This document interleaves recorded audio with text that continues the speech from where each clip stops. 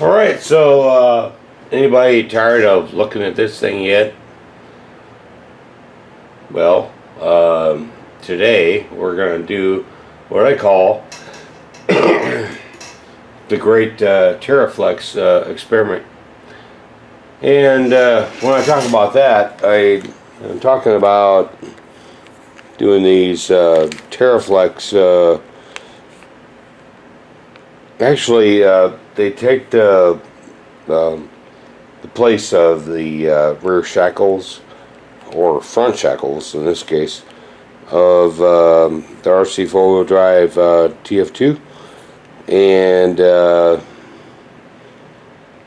hopefully it'll give it a little bit more articulation. This works out the way I think it will, and I've already seen it on different YouTube videos. A truck that's already had it on it.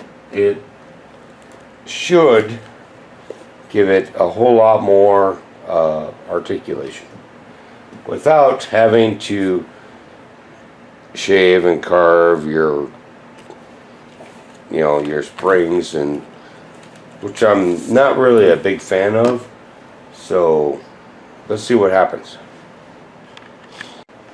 Alright, so I got the Tera shackles installed, and now it's time to see how that turned out, right? Alright, so you can see there is a little bit more movement now. Alright, so through the bumper there, you can see that these shackles are actually working. The springs have quite a bit more movement now. And on these shackles, they have a little tab right here to keep them from overextending and flipping the other way. So that's pretty cool. I've seen this kind of set up on full-size rigs before, and they work pretty well. Actually give it a little bit of softer ride.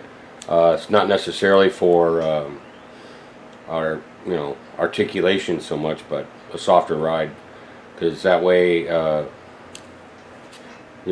there would be like a bushing in here.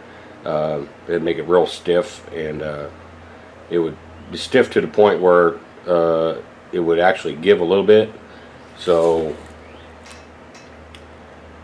yeah, so once we get this thing out on the trail, I'm sure we'll find out how well it really works. But as of right now, what I'm seeing is that at least I get this much, right? I didn't get any at all, almost nothing before. So as far as articulation goes, let's back up a little bit.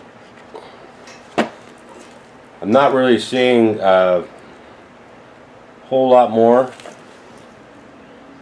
but with weight on it, it may be a little different. In the front, I'll give you an idea of the difference right here. On the front, when you take weight off, the springs don't hardly move at all. So I did buy 2 sets of these. I was thinking about putting them on the front as well. Maybe I will. I think in order to do that, I may need to get some longer shocks for the front. Maybe some 90s in the front as well. There's 90s in the back, 70s in the front. That 10 millimeters will make a big difference on this little truck. So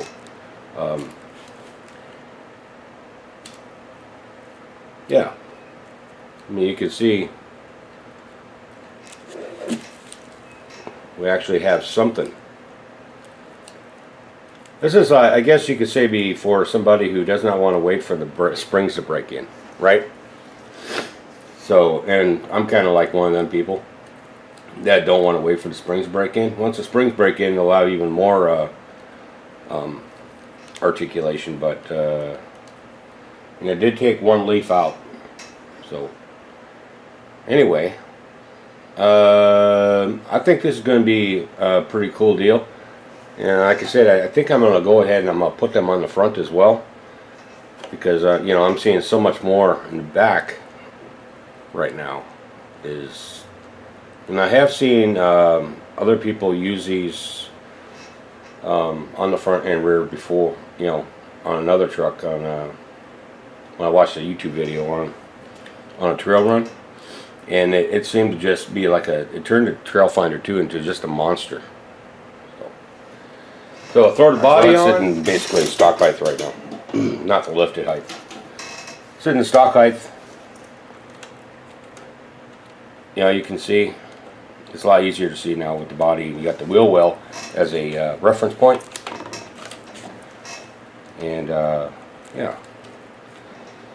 You know, I don't know why, but for some reason, I kick myself for not buying one of these before. Although I really love working on the HGP 407, it has had a lot of trail time. Well, I've had it longer, so it's had more trail time than this one has had. But you know, there's just so much work to it.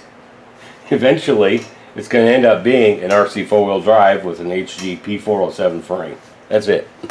You know, and I am toying with the idea of putting the R3 2-speed in the HGP 407, taking the one out of the long wheelbase, and just getting a scale transmission for the long wheelbase and the extra cab Toyota that I'm going to do. Which, by the way, I'm not going to paint until it starts warming up, because if I try to paint now, it's going to be a disaster. It's too chilly. I don't have